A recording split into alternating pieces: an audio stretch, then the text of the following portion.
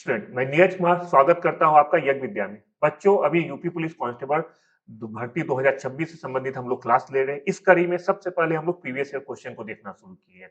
अभी general study का question आपको मैं बता रहा हूँ। बहुत जल्दी 2-3 दिनों में हिंदी का प्रीवियस ईयर क्वेश्चन लेके हमारी टीम आपके सामने आएगा। और जैसे ही प्रीवियस ईयर क्वेश्चन चारों सेक्शन का समाप्त होगा, उसके बाद कंप्लीट कोर्स हम लोग आपके सामने लेके आएंगे। सारी चीज का लिंक हमारे डिस्क्रिप्शन में दिया गया है। अब जिस चीज के थ्रू हमसे जुड़ना चाहे जुड़ सकते हैं।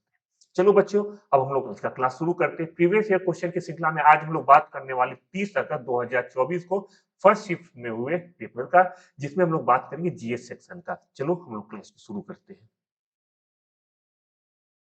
आज का पहला प्रश्न है, ग्रीन फाइनेंस किस तरह से सतत विकास का समर्थन करता है? ऑप्शन आपका है, उच्च कार्बन उत्सर्जन के लिए जाने वाले उद्योगों के विकास को सुविधाजनक बनाकर, पर्यावरणीय प्रभाव की परवाह किए बिना प्राकृतिक संसाधनों के दोहन को प्रोत्साहित करके, जीवाश्म ईंधन परियोजनाओं को वित्त पोषित करके, या पर्यावरण के अनुकूल परियोजनाओं के लिए वित्तीय संसाधन उपलब्ध करा के। इसका जवाब है ऑप्शन 4, पर्यावरण के अनुकूल परियोजना के लिए वित्तीय संसाधन उपलब्ध करा के। आइए इसके बारे में कुछ हम लोग फैक्ट को जानते हैं। ग्रीन फाइनेंस शब्द उन परियोजनाओं के लिए वित्तीय निवेश को संदर्भित करता है जो सतत विकास सस्टेनेबल डेवलपमेंट पर बल देता है।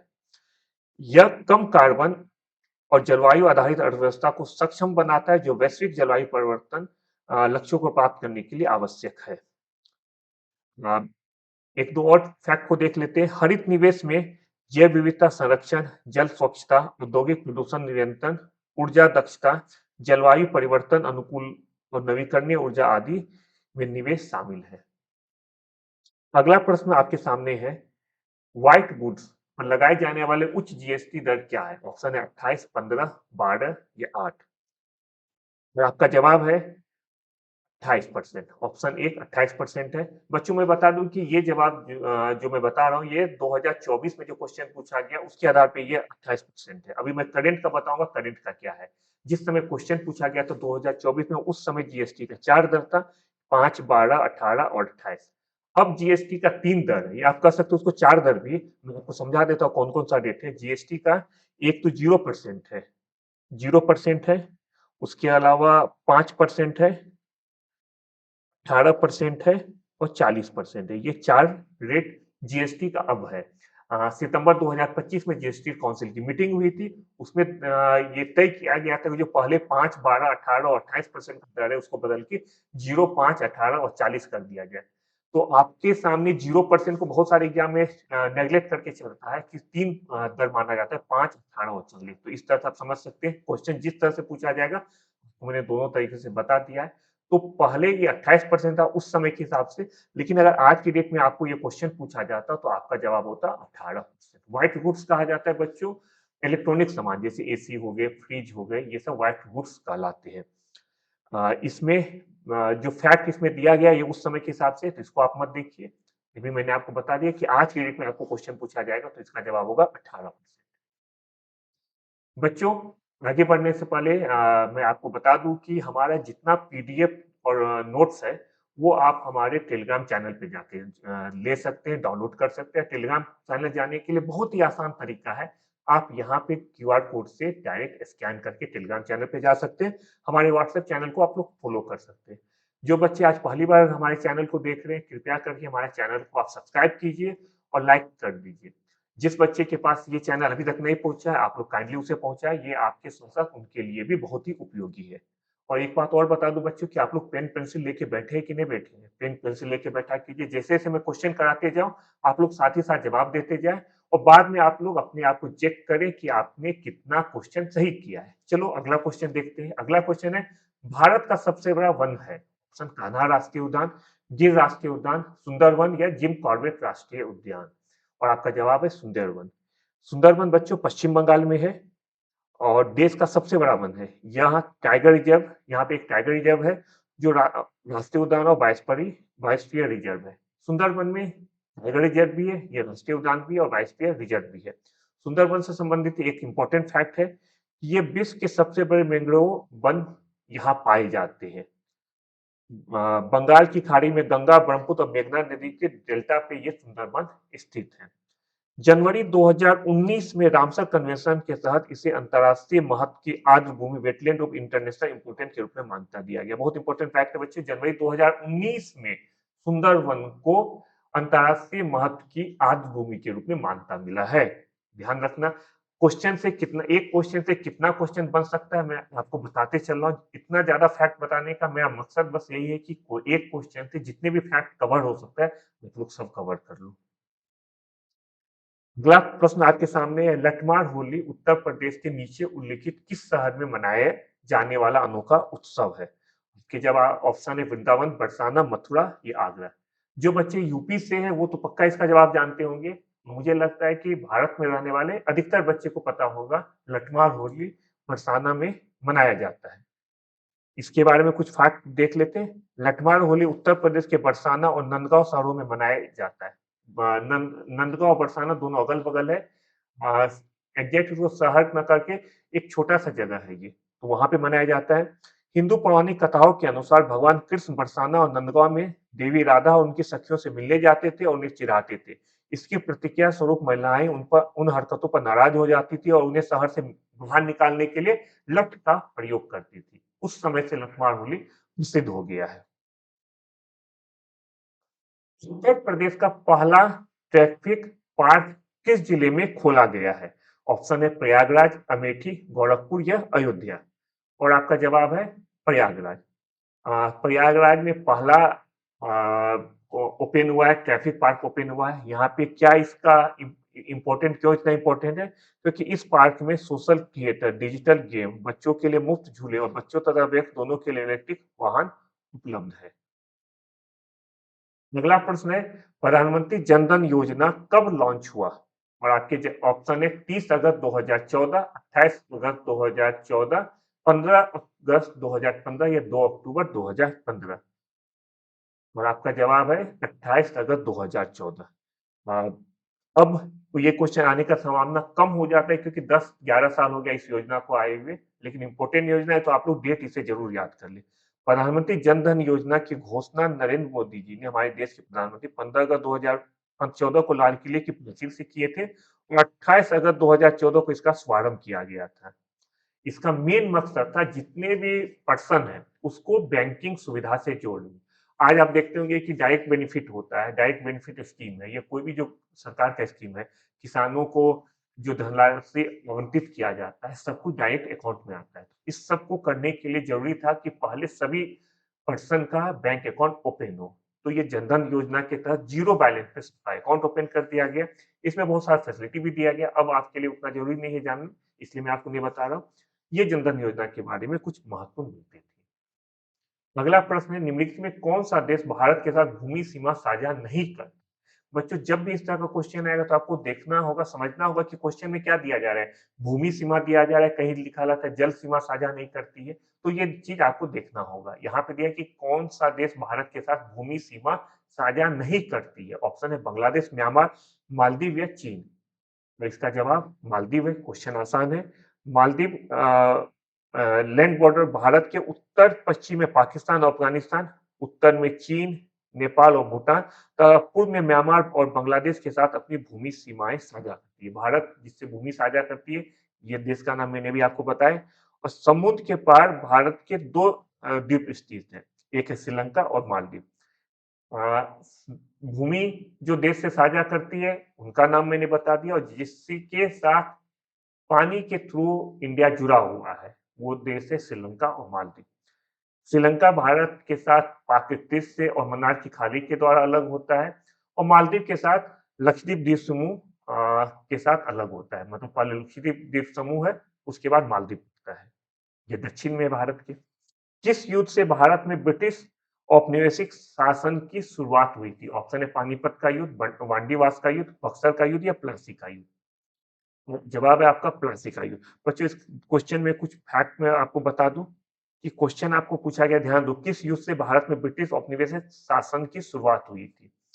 तो जब पूछाएगा ब्रिटिश औपनिवेशिक शासन की शुरुआत हुई थी तो आपका जवाब होगा प्लासी का युद्ध। लेकिन अगर क्वेश्चन में ये पूछा जाएगा किस युद्ध के बाद ब्रिटिश ईस्ट इंडिया कंपनी ने भारत पे अपना वर्चस्व को मजबूत कर लिया, तब उसमें जवाब होगा बक्सर का युद्ध। ध्यान देना, प्लासी का युद्ध बहुत जगह इसको एक छिटपुट युद्ध कहा जाता है। इसीलिए प्लासी के युद्ध से शुरुआत तो हुआ था, लेकिन मजबूत पकड़ जो है अंग्रेजों ने बक्सर के युद्ध पे जाके बनाया था। चलो प्लासी के युद्ध के बारे में कुछ हम लोग फैक्ट समझ लें। ये युद्ध 23 जून को हुआ था। 23 जून 1757 को हुआ था। बंगाल के नवाब सिराजुद्दौला और उनके फ्रांसीसी सहयोगी रॉबर्ट क्लाइव एक तरफ से और ब्रिटिश ईस्ट इंडिया कंपनी दूसरी तरफ थी। अभी मैंने बताया कि ब्रिटिश ईस्ट इंडिया कंपनी की विजय हुई थी। प्लासी का युद्ध भागीरथी नदी के किनारे लड़ा गया था। बक्सर का युद्ध 1764 में हुआ था। जो बाकी युद्ध है, बाकी युद्ध आपको पूछा गया, एक पूछा गया पानीपत का युद्ध। तो पानीपत का युद्ध के बारे में कुछ फैक्ट बता दूं। पानीपत का कुल 3 युद्ध हुआ है। अ, पानीपत का 3 युद्ध लड़ा गया है। पानीपत का युद्ध हुआ था 1526 में हुआ था।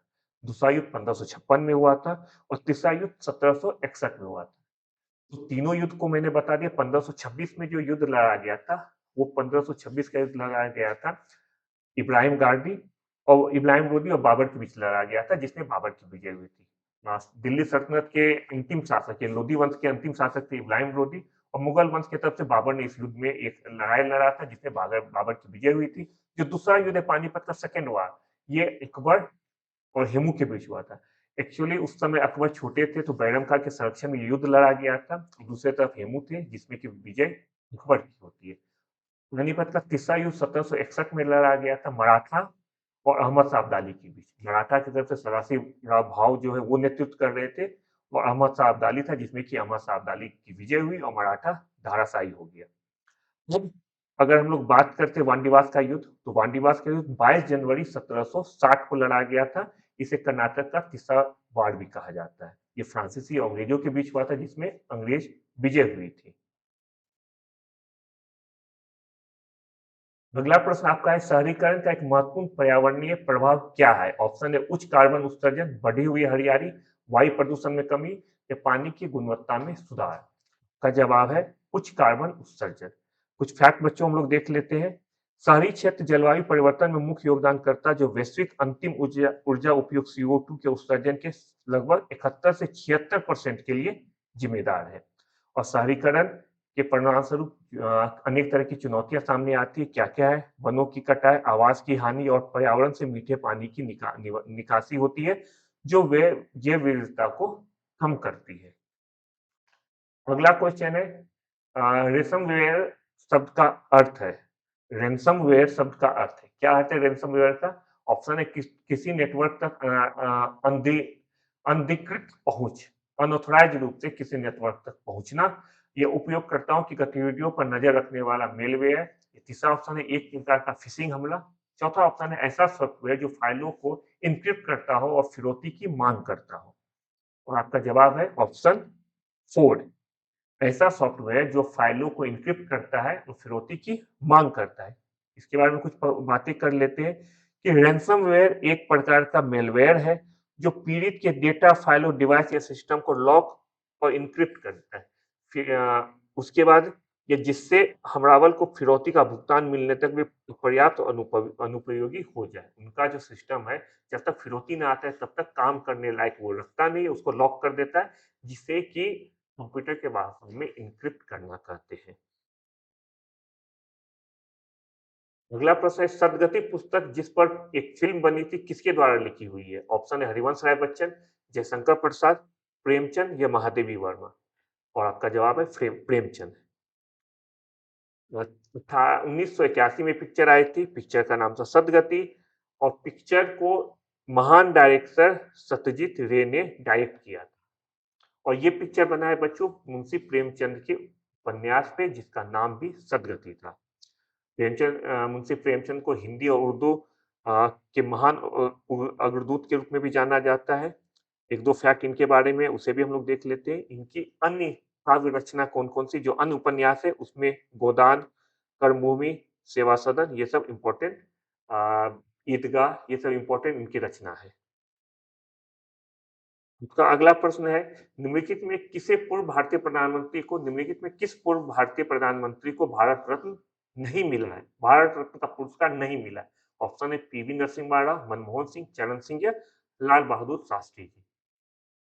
तो जवाब है आपका मनमोहन सिंह। आ, बाकी 3 को इसका मतलब मिला है, कौन-कौन? पीवी नरसिंह राव, चौधरी चरण सिंह और शास्त्री जी को।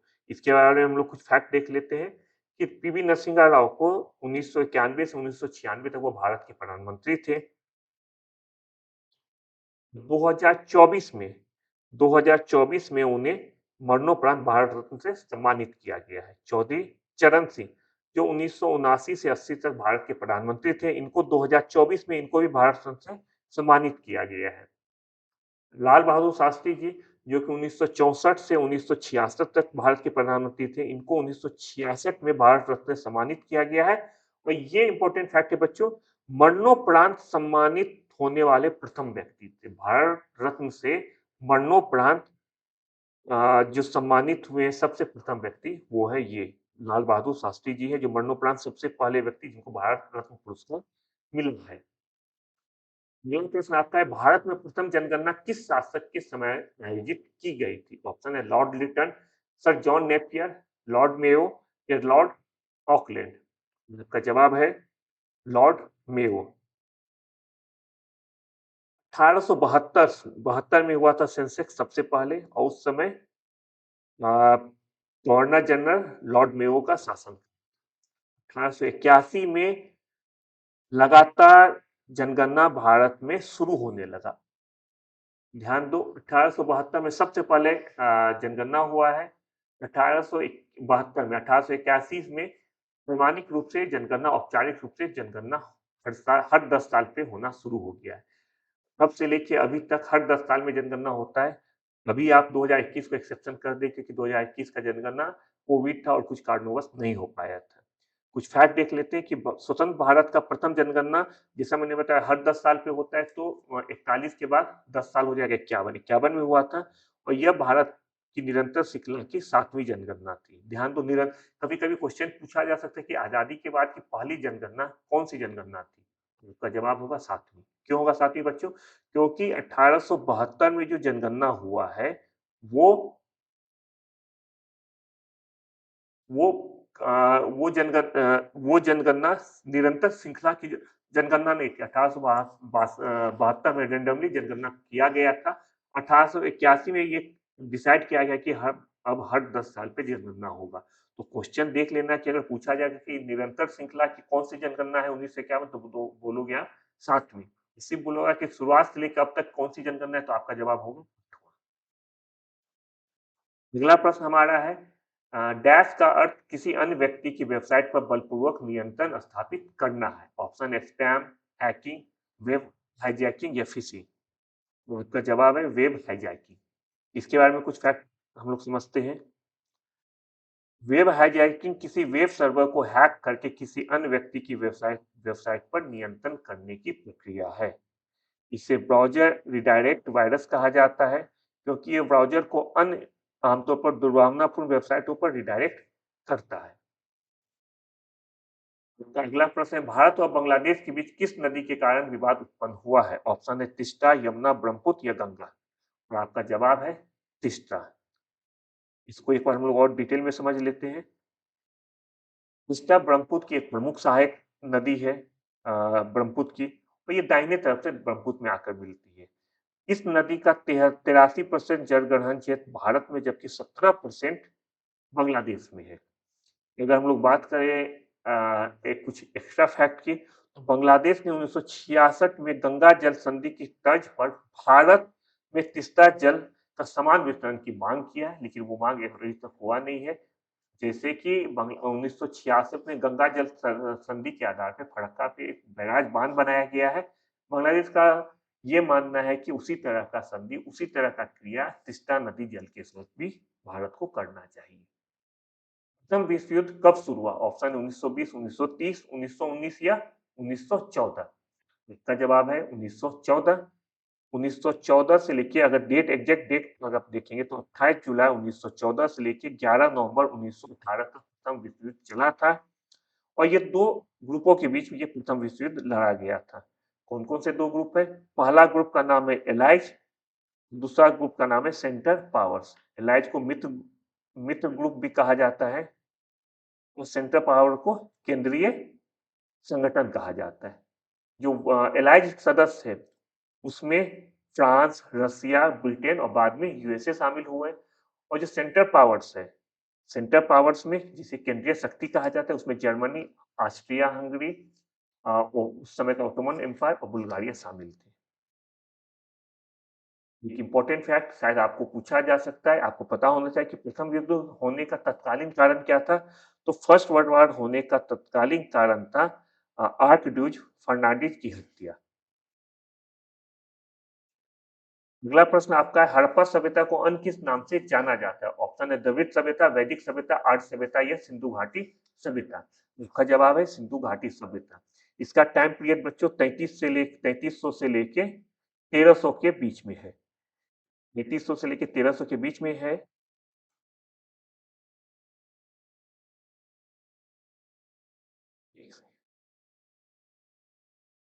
3300 से 1300 के बीच का एक टाइम पीरियड है। इसमें एक चीज मैं बता दूं कि ये 3300 से 1300 का जो टाइम पीरियड है, इसको 3 भागों में बाँटा गया है। 3500 से लेके 2600 का एक टाइम पीरियड है, जिसे कि अर्ली हड़प्पा काल कहा जाता है। 2600 से लेके 1900 का पीरियड है, जिसे कि मैच्योर हड़प्पा काल कहा जाता है।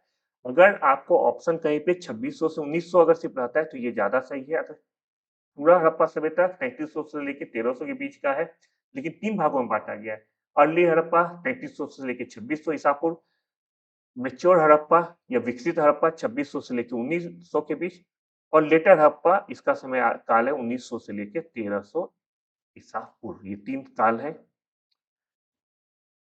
आधुनिक उत्तर पूर्व अफगानिस्तान से पाकिस्तान और उत्तर पश्चिम भारत तक इसका विस्तार था।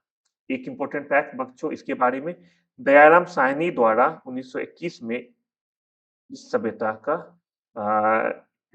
खोजा गया था। भारत में जीएसटी के जनक कौन कहलाते हैं? जीएसटी के जनक कौन कहलाते हैं? ऑप्शन है अटल बिहारी वाजपेयी, एचडी देवगौड़ा, नरेंद्र मोदी या मनमोहन सिंह। आपका जवाब है अटल बिहारी वाजपेयी। आइए कुछ फैक्ट को हम लोग देख लेते हैं। अटल बिहारी वाजपेयी को जीएसटी के जनक के रूप में जाना जाता है।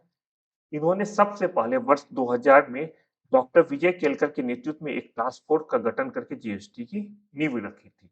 और अभी मैंने काफी बार आपको बता दिया, अलग अलग वीडियो में जो हम लोग का क्वेश्चन आया उसमें मैंने डिस्कस भी किया आपसे कि 101वें संविधान संशोधन के द्वारा इसको 1 जुलाई 2017 से कार्यान्वयन में आया है।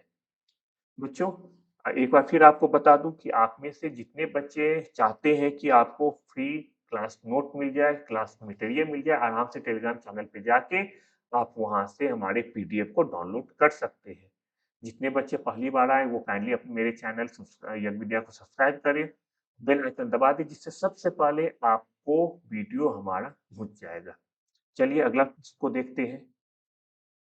कुछ सोशल मीडिया प्लेटफॉर्म ने इंस्टाग्राम स्टोरीज और स्नैप के समान क्लिप्स की अवधारणा पेश की है। ऑप्शन है लिंक्डइन, टिकटॉक, एक्स जिसे पहले ट्विटर कहा जाता था, या नौकरी। और आपका जवाब है एक्स। आइए इससे रिलेटेड कुछ फैक्ट को हम लोग समझ लें। फिट्स एक्स या ट्विटर ने भारत में स्टोरेज का अपना संस्करण फ्लिट लॉन्च किया है। ये 24 घंटे में समाप्त हो जाता है। आजकल जो आप देखते हो कि व्हाट्सएप में मुझे लगता है आप में से मैक्सिमम बच्चे होंगे, उसमें स्टेटस का एक ऑप्शन आता है और स्टेटस का समयावधि 24 घंटे का होता है। ठीक उसी तरह से एक्स या ट्विटर भी एक फीचर लाया था जिसे एक नाम दिया गया था फ्लिट्स। इसकी भी समय अवधि जो है 24 घंटों की होती है। मापन नियमों के एक सेट के अनुसार वस्तुओं और घटनाओं को संख्याएं प्रदान करने की प्रक्रिया क्या कहलाती है? ऑप्शन है परिकल्पना परीक्षण, विश्लेषण, प्रतिचयन या माप। तो जवाब इसका होगा माप। अगला प्रश्न है, भारतीय संविधान का कौन सा अनुच्छेद वाक स्वतंत्रता अभिव्यक्ति की स्वतंत्रता से संबंधित है? ऑप्शन है अनुच्छेद 19, अनुच्छेद 22, अनुच्छेद 14, अनुच्छेद 21। आपका इसका में जवाब है अनुच्छेद 19। इसके बारे में कुछ इंपॉर्टेंट फैक्ट हम लोग देखते हैं। अनुच्छेद 19 1A नागरिकों को अपने विचार और अभिव्यक्ति स्वतंत्र रूप से व्यक्त करने का अधिकार देता है। मौलिक अधिकार भारत ने यूएसए के संविधान से लिया है। यह संविधान के भाग 3 अनुच्छेद 12 से 35 में निहित है। कुछ इंपॉर्टेंट फैक्ट देखते हैं। आर्टिकल 21 ये प्राण और दैहिक स्वतंत्रता से संबंधित है। आर्टिकल 14 विधि के समक्ष समता से संबंधित है। बच्चों, एक दो चीज मैं बताते चलूँ आपको कि आप लोगों को किसकी चीज पे बहुत ज्यादा फोकस करना चाहिए।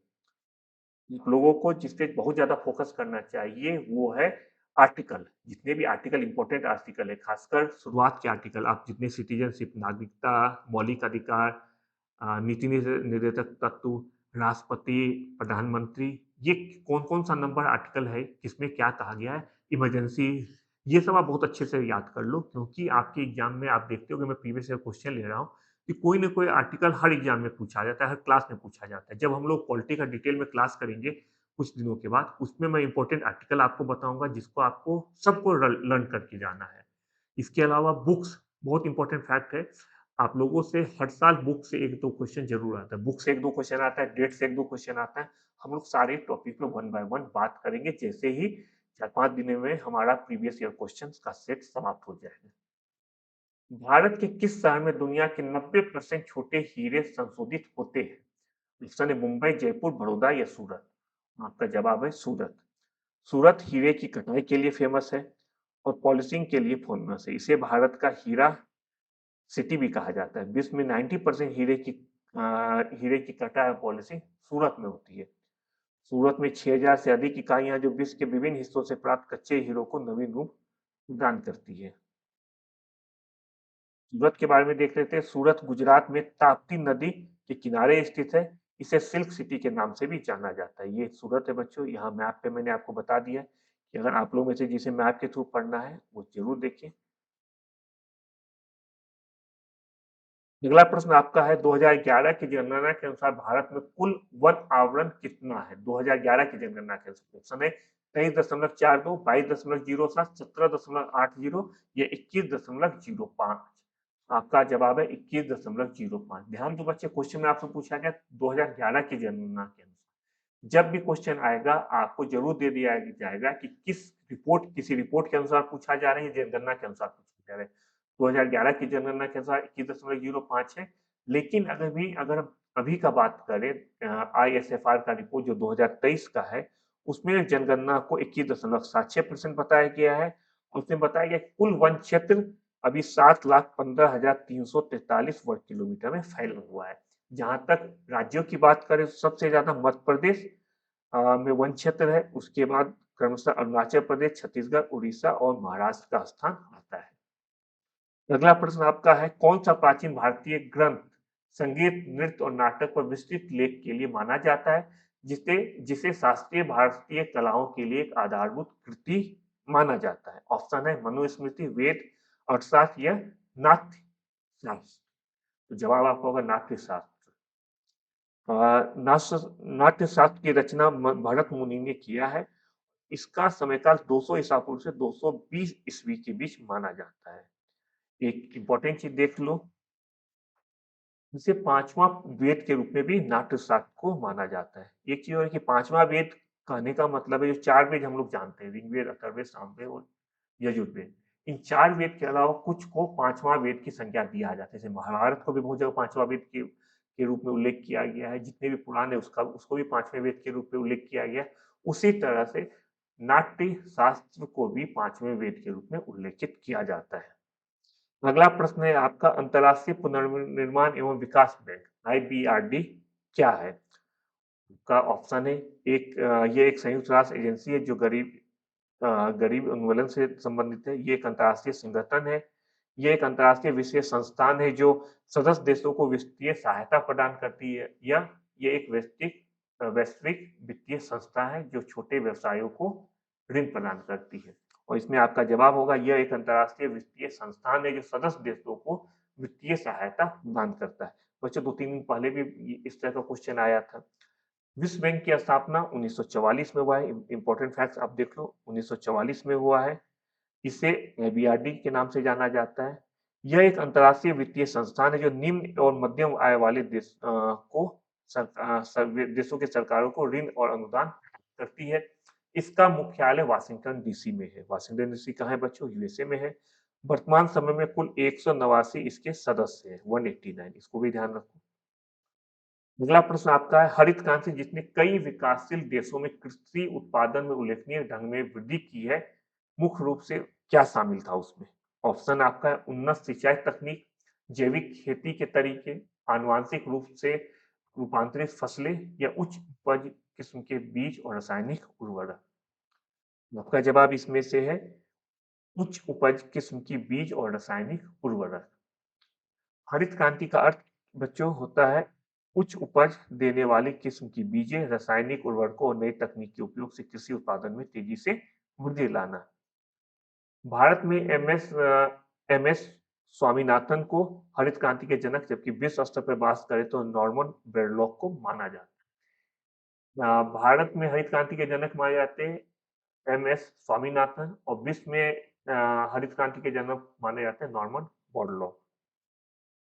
समस्या के बारे में अधिक से अधिक स्पष्ट विचार प्राप्त करने के लिए क्षेत्र अध्ययन के समय नियमों को लागू करने वाला अनुसंधान क्या कहलाता है?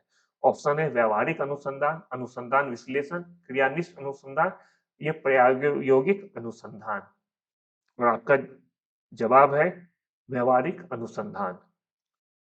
अनुपयुक्त अनुसंधान विशिष्ट शोध समस्याओं या मुद्दों का समाधान खोजने का एक गैर व्यवस्थित तरीका है।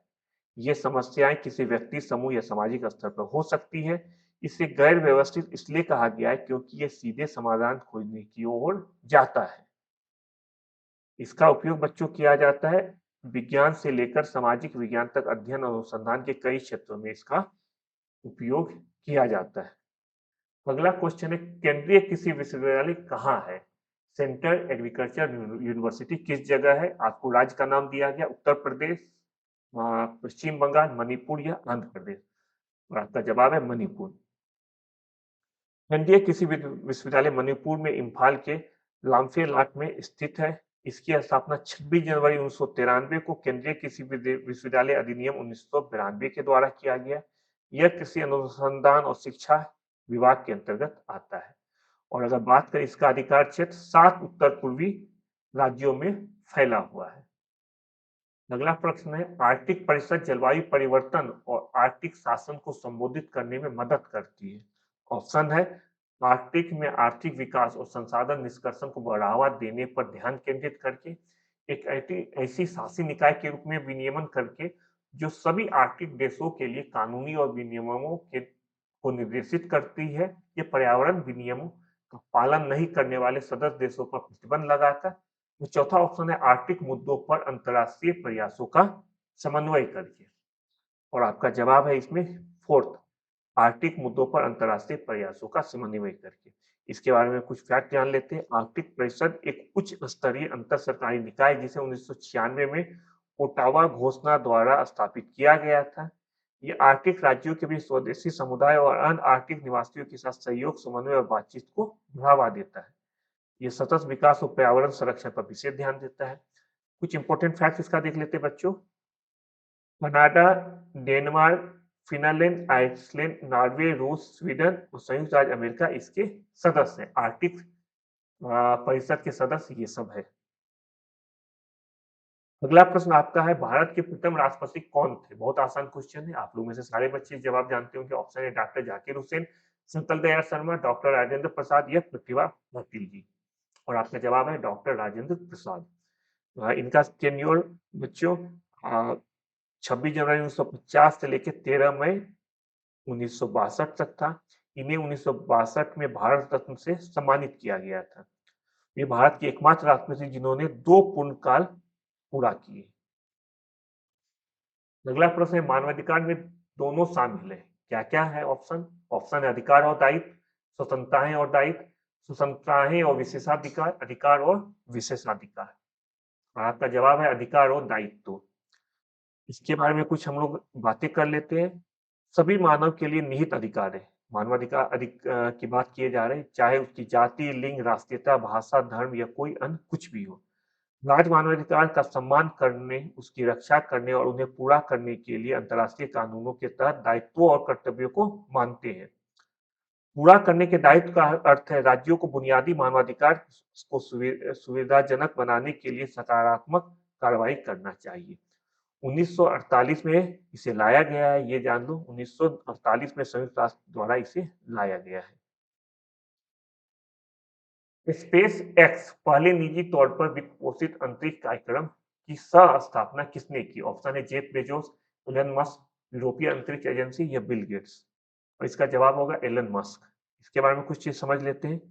Elon space space exploration technology corporation, जिसे स्पेस एक्स कहा जाता है, एक अमेरिकी अंतरिक्ष यान निर्माता है। इसकी स्थापना 2002 में एलन मस्क ने अंतरिक्ष परिवहन लागत को कम करने और मंगल ग्रह पर एक अस्थायी कॉलोनी विकसित करने के लक्ष्य के साथ की थी। इसका मुख्यालय टेक्सास के ब्राउनसविले के पास स्पेस एक्स स्टारबेस है। अगला प्रश्न है अंकटाड, यूएनसीटीईडी, अंकटाड का पूर्ण रूप क्या है? ऑप्शन है universal nation conference on trade and development, united nations common trade and development, united nation conference on trade and development या unique nation conference on trade and development. और जवाब इसका है united nations conference on trade and development. कुछ fact इसके बारे में जान लेते हैं बच्चों।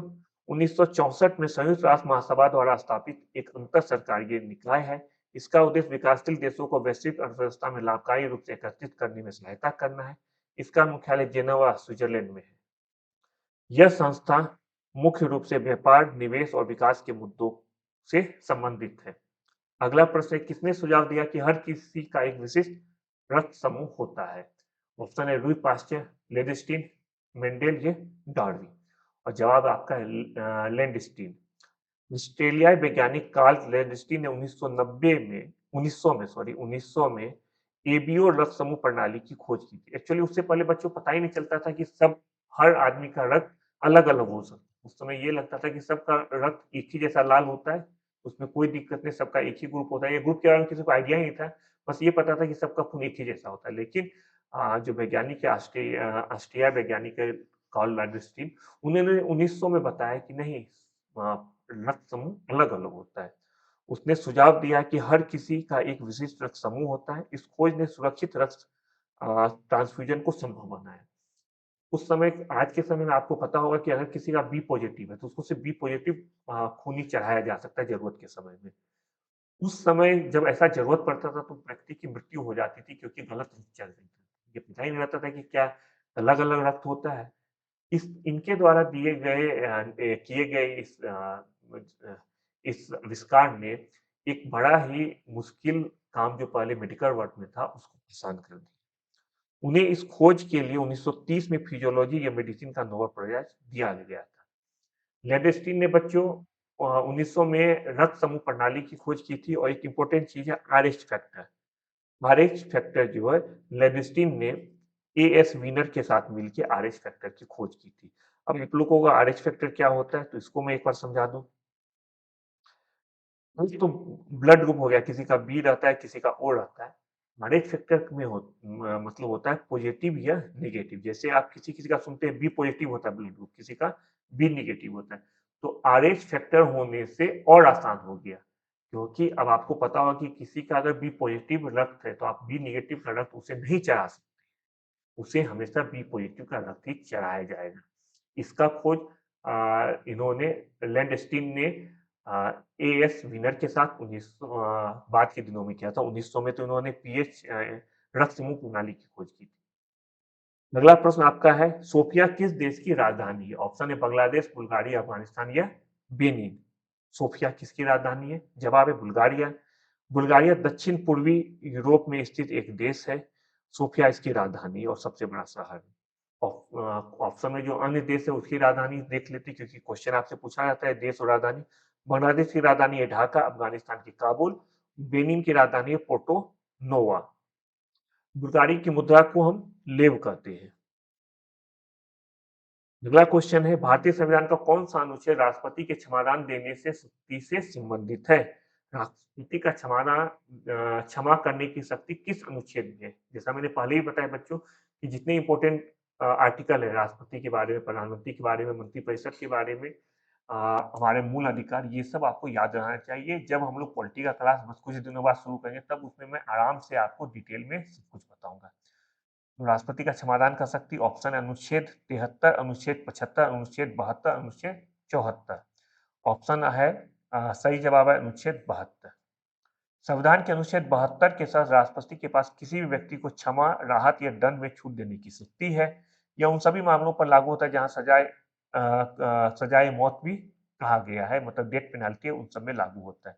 राष्ट्रपति सरकार से स्वतंत्र होकर अपनी क्षमा शक्ति का प्रयोग नहीं कर सकता। इसका मतलब हुआ बच्चों कि राष्ट्रपति हमेशा मंत्रिपरिषद के सलाह से ही काम करता है।